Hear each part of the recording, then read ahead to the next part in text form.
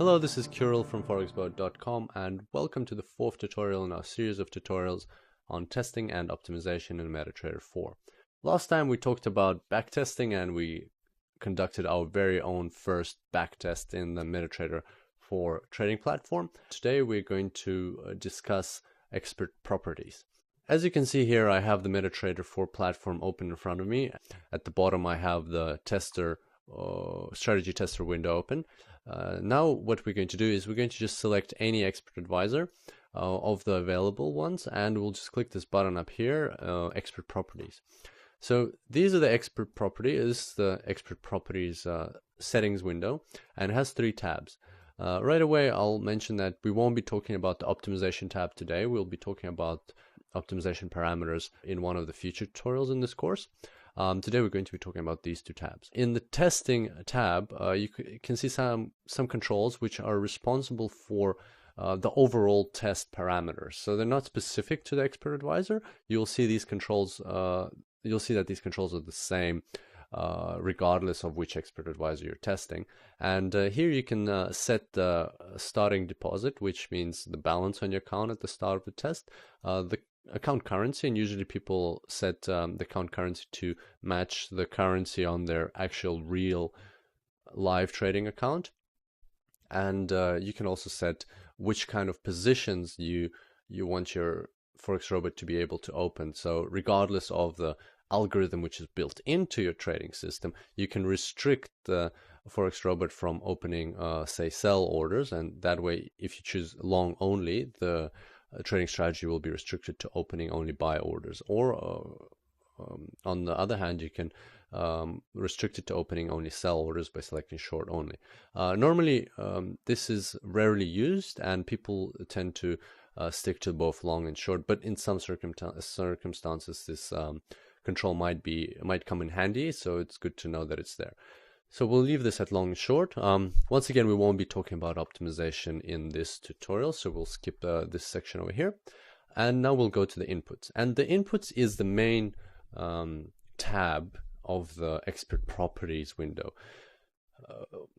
What these inputs mean is certain controls that you as a trader can change or to adjust the behavior of the Forex robot that you're back testing.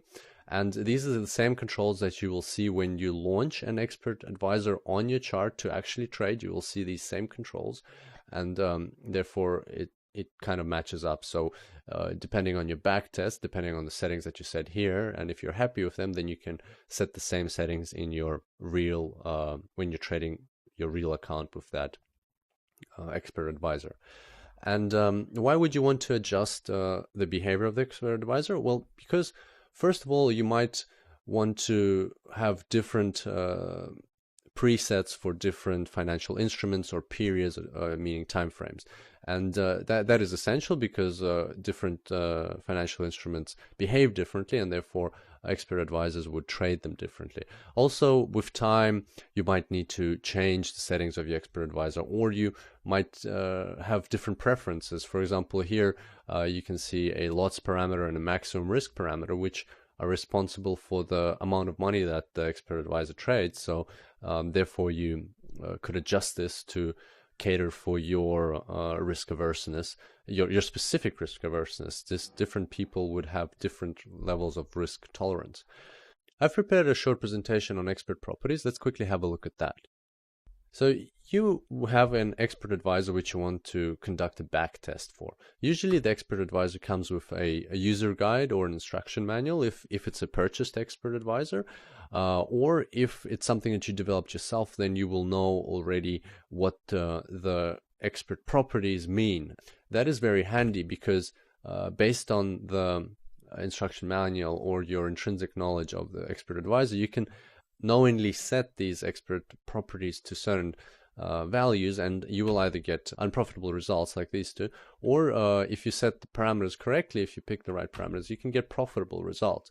And that's essentially what we're aiming for. In this course, we'll assume that we have an expert advisor, and that we have knowledge of the parameters that we need to set, and we'll be aiming to optimize or find the right parameters that will give us profitable results, and therefore that will warrant using these expert advisors on our demo accounts or even hypothetically real accounts for trading. Of course, with these prepackaged expert advisors, moving average and MACD sample, it's quite difficult to get profitable results. But throughout this course, we will be working with a proprietary algorithmic trading system, which I will introduce to you in the next section of the course. With that system, we will look for profitable results and hopefully we'll find them. So let's just go ahead and look at this chart. This is the chart we got after our backtest in the previous tutorial for the moving average indicator expert advisor. And now if we change some of the settings here, the chart should change. So let's go ahead and quickly have a look at that. So if we change the moving period to 24, moving shift to 0, for example, lots to 0.5, and then we launch the expert advisor now, you'll notice that the chart looks different. And even though it's still not profitable, that proves the point that we do have control over how the trades are conducted and when the expert advisor enters the market and with what volume of currency. So that's basically the essence of what expert properties are. I hope you enjoyed this tutorial. If you are watching on YouTube, do subscribe to the channel so you can get updated of new free tutorials that I post. I look forward to seeing you at the next tutorial. Until then, happy trading.